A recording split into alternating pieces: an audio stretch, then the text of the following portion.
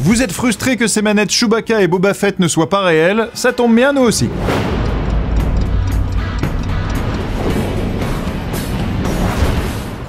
Vous connaissez évidemment la Fashion Week, nous on vous propose la Fashion Geek. On vous l'a dévoilé hier, le tout premier cliché d'équipe de la Suicide Squad en grande tenue a été dévoilé, l'occasion de se pencher sur cette photo et sur ce qu'elle nous apprend.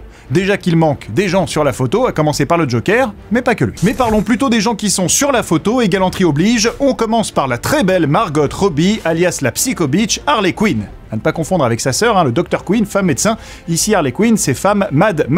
Alors, Harley Quinn, eh bien sur cette photo, elle n'est pas totalement blonde, comme vous pouvez le voir. En effet, depuis le comics Earth Zero, le personnage a les cheveux rouges et bleus. La Suicide Squad, elle, a décidé de mélanger les trois. C'est pour ça qu'on a des cheveux bleus, blondes, rouges. Et du côté de ces dames, il y a également Cara Delevingne, je ne sais pas comment on dit. Bref, Cara, vous l'avez reconnue, ou peut-être pas, puisqu'on a du mal à la reconnaître, sous le maquillage de l'Enchantresse. La transformation est hallucinante, et c'est vrai que ce costume mi-sorcière, mi-SDF lui va plutôt pas mal. Lui, évidemment, est plus facile à reconnaître, c'est bien sûr Will Smith dans le costume de Deadshot. On le découvre avec son flingue, mais sans son masque. Heureusement, le réalisateur nous a posté une photo avec son flingue et avec son masque. En revanche, pas grand-chose d'intéressant à dire sur Killer Croc et Captain Boomerang, à part qu'on n'a pas trop envie de se manger une tarte du premier, et que le second fait un petit peu trop son malin, et qu'il a vraiment bien révisé son petit Bane illustré. Your punishment must be more severe. Avec le masque de Bane. Ensuite, il y a les moins connus du lot, mais on ne va pas les oublier pour autant. Il y a Slipknot, j'arrive pas trop à dire son nom, donc appelons-le Flick Flock, Katana et El Diablo. El Diablo, c'est un boxeur et athlète au corps entièrement tatoué pour le film.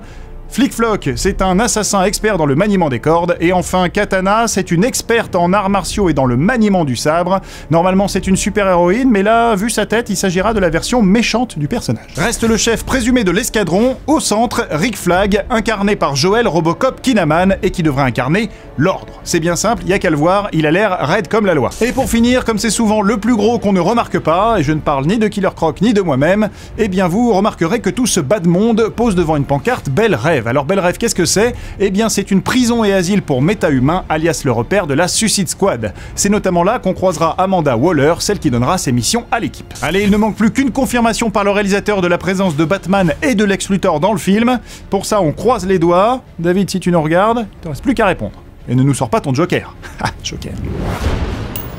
Aussi classe que la nouvelle bannière des 4 Fantastiques, voici les news en bref. Star Wars Day oblige, on a eu hier de nouvelles photos de l'épisode 7 de la saga des étoiles. Le personnage d'Adam Driver a enfin été dévoilé et on a eu droit à Oscar Isaac qui prend la pose en mode Top Gun. Il y avait aussi Lupita Nyong'o en pleine séance de performance capture pour jouer une pirate. Oui, on sait à quoi vous pensez, quel dommage de la cacher derrière une autre forme qu'elle-même, je suis bien d'accord, même Mathilde est d'accord. On doit toutes ces photos au magazine Vanity Fair, allez, une dernière pour la route, et la couverture avec les nouveaux héros et les anciens, l'immortel Harrison Ford. Star Wars toujours, si le Comic-Con américain se déroulera du 9 au 12 juillet à San Diego, pendant ce temps-là, en France, Disney ouvrira la Jedi Training Academy. Ce sera l'occasion pour les Padawans de 7 à 12 ans de s'entraîner à lutter contre Dark Vador et ses Stormtroopers. En plus des cours, les apprentis Jedi pourront assister à un spectacle interactif incluant des personnages mythiques de la saga. Les portes de l'académie ouvriront le 11 juillet prochain à Disneyland Paris, avis aux amateurs. Aujourd'hui, dans le courrier des fanzoniens, on passe au cinéma du Driver car on nous y demande des nouvelles de Spider-Man. Vous le savez sûrement, mais Shailene Woodley de Divergente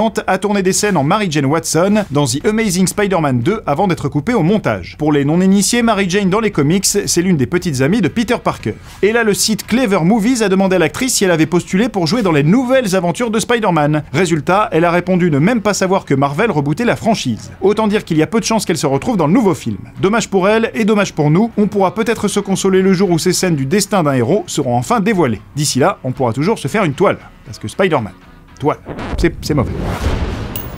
Fanzone, c'est fini, retrouvez-nous sur YouTube en vous abonnant à la chaîne Fanzone et à la chaîne Allociné.